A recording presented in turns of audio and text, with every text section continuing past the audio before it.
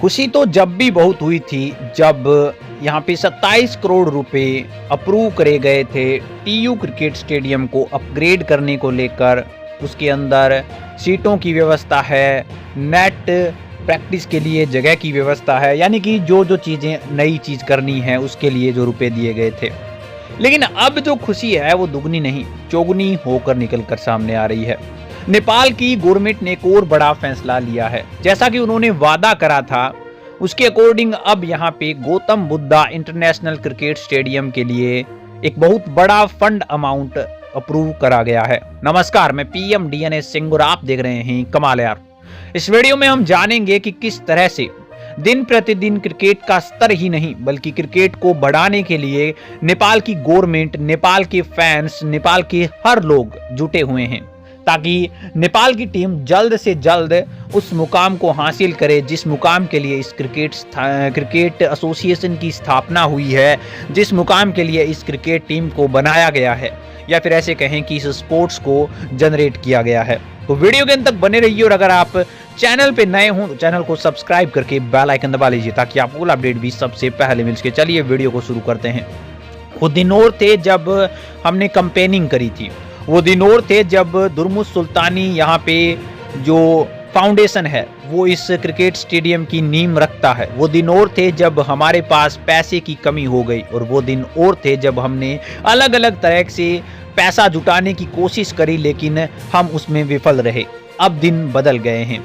अब दिन यहाँ पे गवर्नमेंट ने जब जिम्मा उठाया है और एक बार अलग भी रहा था कि सिर्फ जिम्मा उठाया है लेकिन अब वर्क भी करता हुआ दिखाई दे रहा है। और करें भी क्यों ना, क्योंकि नेपाल के क्रिकेटर्स ने करके दिया है वो चीज और बनाने के लिए मजबूर भी करा है, क्योंकि जिस तरह से अपना स्तर अपग्रेड करा है तो उस स्तर के अकॉर्डिंग हमारे पास ग्राउंड्स भी होने चाहिए और भी चीजें होनी चाहिए।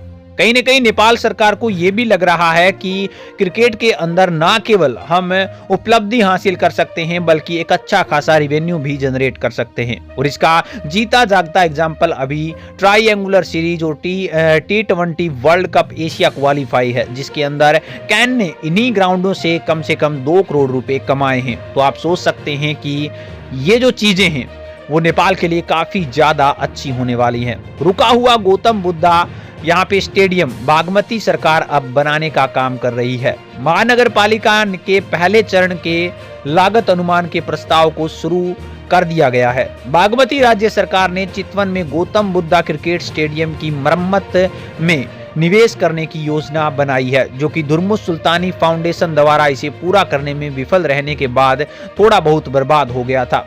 मंगलवार को प्रांतीय सरकार और भरतपुर महानगर पालिका ने हेटोंडा में स्टेडियम के निर्माण के लिए आवश्यक खर्च भी उपलब्ध कराने का निर्णय लिया है।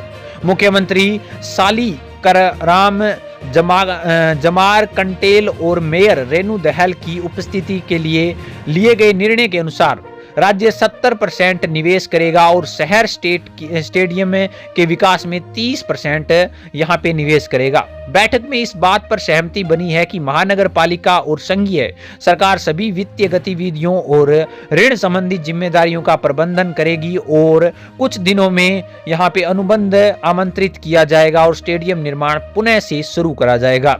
मुख्यमंत्री यहाँ पे सालिकराम जमार कटेल और मेयर रेणु दहल की उपस्थिति में जो कार्य हुआ है उसमें मेट्रोपॉलिटन कॉरपोरेशन ने यहाँ पे पेरा पिट के साथ एक क्रिकेट पिच और मैदान बनाने का फैसला लिया है, जिसमें पहले चरण में 10,000 दर्शकों के बैठने की व्यवस्था करी जाएगी।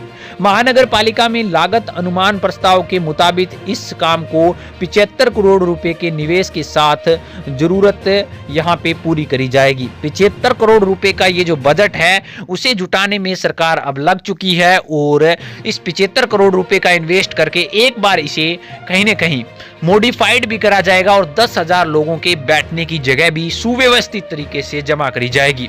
अब आप सोच सकते सकते हैं कि एक बार अगर 10,000 लोगों के बैठने की सीट होती है और यहाँ पर मैचेज होंगे, उसके रिवेन्यू को अगर इस पर लगाया जाए तो बाद में 20,000 फिर 30,000 और जिस हिसाब से इसका 35 से 40,000 लक्ष्य है उस तक पहुंचा जा सकता है और इससे बढ़िया मौका और कुछ भी नहीं होने वाला। दोस्तों इसके बारे में आपकी क्या राय है, अपने विचार कमेंट सेक्शन में जरूर लिखिए। चलिए आज के लिए इतना रखते हैं, कोई नया अपडेट मिलता है तो फिर आपके सामने हाजिर होंगे। तो वीडियो को लाइक कीजिए, शेयर कीजिए और अगर आप चैनल पर नए हो चैनल को सब्सक्राइब करके बेल आइकन दबा लीजिए ताकि आपको अपडेट भी सबसे पहले मिल सके।